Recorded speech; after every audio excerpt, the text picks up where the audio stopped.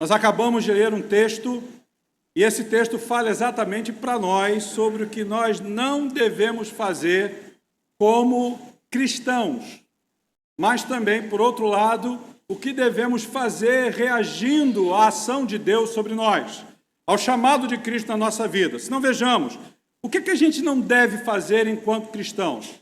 Aqui a palavra de Deus diz que as obras da carne, elas se opõem ao fruto do Espírito Santo, a ação do Espírito Santo na nossa vida. Nós tivemos agora há pouco, por exemplo, a ordenação, a investidura e reinvestidura de irmãos. Foram chamados para 2 ofícios distintos, o diaconato e o presbiterato em nossa igreja local. Mas, não obstante a isso, todos nós aqui, membros dessa igreja, temos um chamado, igualmente com esse chamado, a reboque, uma responsabilidade. E essa responsabilidade, esse chamado, que pode se traduzir por um compromisso espiritual, nós temos com aquele que é o Senhor da nossa vida.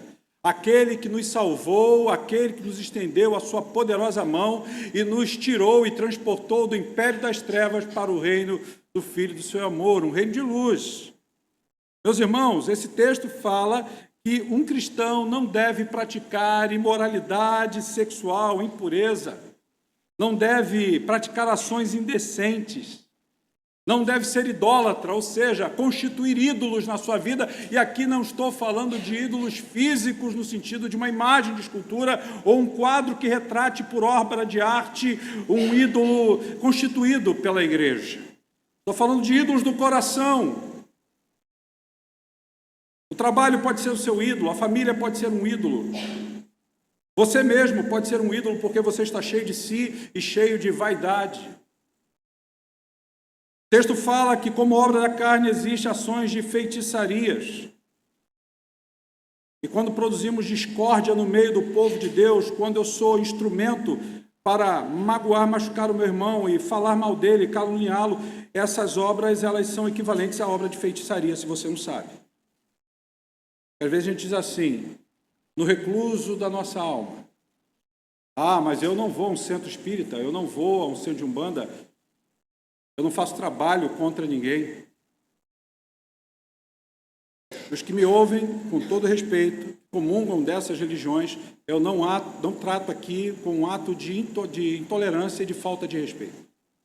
São verdades. Porque já estudei sobre essas religiões. Mas nós estamos praticando esses atos. Gente que cria inimizade, é obra da carne. Gente que briga, gente que tem ciúme. Aqui o texto, acessos de raiva, de ambição, de desunião, de divisão no meio do povo de Deus, de glutonaria, bebedeira, sentimento de inveja do outro. A lista é grande, meus irmãos. A lista é extensa. Isso um crente não deve fazer, não deve obrar. Isso é obra da carne. Mas o texto fala também que todo cristão deve ser possuído de uma integridade espiritual. E segundo Gálatas 5, versículo 16, esta é a primeira palavra que vem no texto que acabamos de ler. Há uma exortação paulina para que eu e você andemos no Espírito. E andar no Espírito significa como eu estivesse aqui nessa passarela vermelha e eu vou seguir apenas por ela, não vou me desviar nem para a direita nem para a esquerda, porque a minha vida é dirigida, é guiada pelo Espírito Santo de Deus. Porque eu me submeto a Ele. E eu vou frutificar nele. E o fruto do Espírito é um só. E a palavra do Senhor diz para a gente que o fruto do Espírito é amor, alegria, é a paciência, ou longanimidade, a mesma coisa. Fala sobre bondade, benignidade, fidelidade ou verdade, a mesma coisa, ou lealdade, mansidão e domínio próprio.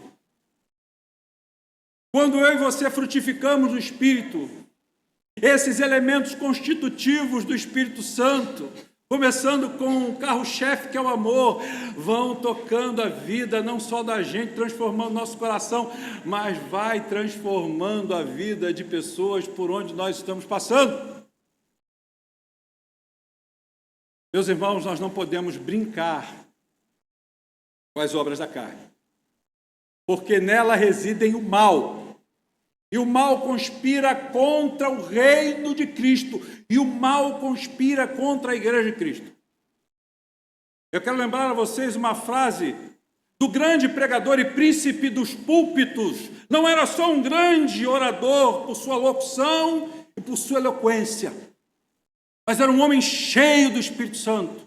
Lutou muito tempo de sua vida contra uma depressão. Um homem que, quando pregava, as pessoas vinham ouvi-lo com avidez, pregando no tabernáculo metropolitano ao sul da cidade de Londres. Eu me refiro a Charles Spurgeon. É de alcunha de Spurgeon a seguinte frase: se Cristo morreu por mim, eu não posso brincar com o mal que matou o meu melhor amigo.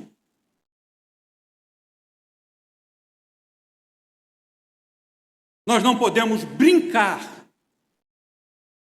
com a malignidade que ronda o teu e o meu coração e que querem nos impulsionar a vivermos esse tipo de atitudes, de pensamentos, de ações que passam e perpassam por imoralidade sexual, por idolatria, por feitiçaria, inimizade, brigas, ciumeiras, acessos de raiva, ambição egoísta, divisões no meio da casa do Senhor, invejas. Ah, meus irmãos, nós precisamos frutificar no Espírito. E olha, eu quero dizer para você, com muito amor e carinho, com um largo sorriso na alma e no coração e nos meus lábios, eu quero dizer para você que frutificar é o resultado justamente da prática daquilo que nos aponta o verso 16 desse capítulo 5. O texto diz que nós precisamos andar no Espírito. E andar no Espírito, meus irmãos, é vivermos segundo a natureza de Deus que está sendo formada em nós pela maravilhosa graça de Jesus. Quando o crente vive na certeza e dando todo espaço, toda largueza, toda profundidade, todo comprimento, toda altura, para que o conhecimento de Cristo se estabeleça no seu coração, para que o Espírito Santo enche, o Espírito Santo tome. Nós estamos andando no Espírito e é a palavra de Deus que nos é inspirada e nos é iluminada pelo Espírito Santo que toma conta da nossa vida e que passa a reger os nossos pensamentos e as nossas atitudes. Não há outra forma, meus irmãos, de vida que agrade a Deus que não seja viver uma vida nova, em novidade, em obediência ao Espírito Santo. Porque segundo a carta de Paulo aos Efésios, no capítulo 2, no versículo 1, nós fomos vivificados no Espírito Santo.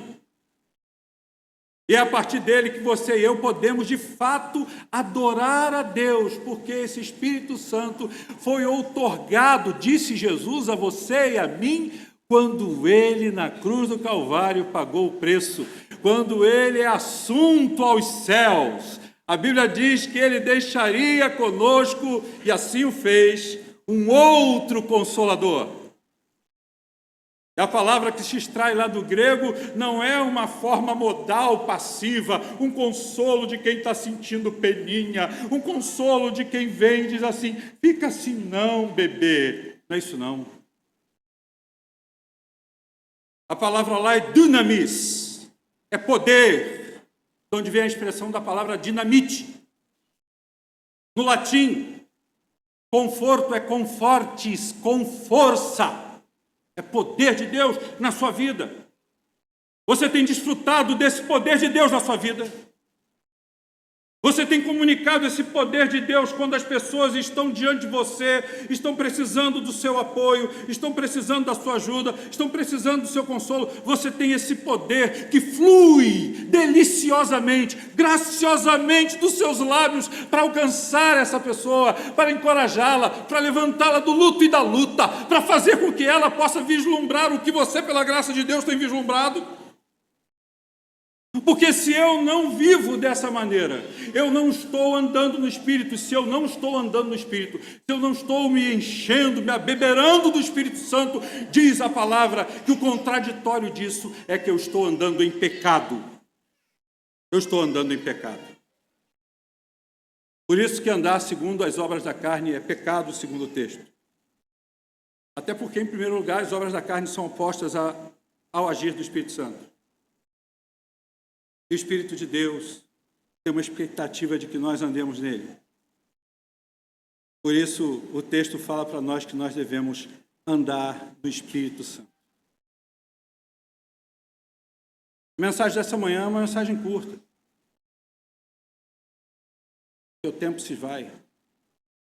Mas eu quero dizer para você, meu irmão, minha irmã, com muito amor, mas com uma fé ardente, de que o fruto do Espírito que é produzido na sua vida, sabe o que ele é? Ele se constitui na expressão do caráter de Deus na sua vida. Porque a sua vida está sendo transformada pelo Espírito Santo. E esse fruto do Espírito, que é o caráter de Deus sendo expresso através da sua vida, vai mostrar o quanto você, de fato, tem priorizado se tornar mais parecido com Jesus. Porque esse é o nosso propósito. Eu não quero me tornar mais parecido com aquela pessoa que eu admiro, seja essa pessoa alguém próximo a mim ou não, alguém que eu vejo lá na televisão.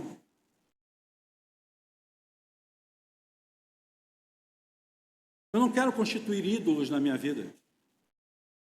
Até porque Deus não é um ídolo. Deus é Deus. Mas eu quero me tornar parecido com Ele, porque o Espírito que você recebeu na sua vida, e aqui eu não estou falando do Espírito com E maiúsculo, que é o Espírito Santo, eu estou falando do Espírito, o sopro de vida divina que o Senhor colocou em você. Esse Espírito, ele veio de Deus, é proveniente de Deus. E quando nós morrermos fisicamente, diz o texto de Eclesiastes, capítulo 12, versículo 7, que esse Espírito irá retornar para Deus. E aí, irmãos, nós estamos ligados a Deus, diz a palavra, através desse Espírito. E por isso nós precisamos da vida do Espírito Santo em nós, para dar vida a esse homem interior que eu e você temos, que Paulo fala. E aí, irmãos, eu termino dizendo para vocês uma coisa que eu considero extremamente importante nessa manhã. Eu quero que você revisite o texto agora de Gálatas 5, 25. Olhe comigo, Gálatas 5, 25.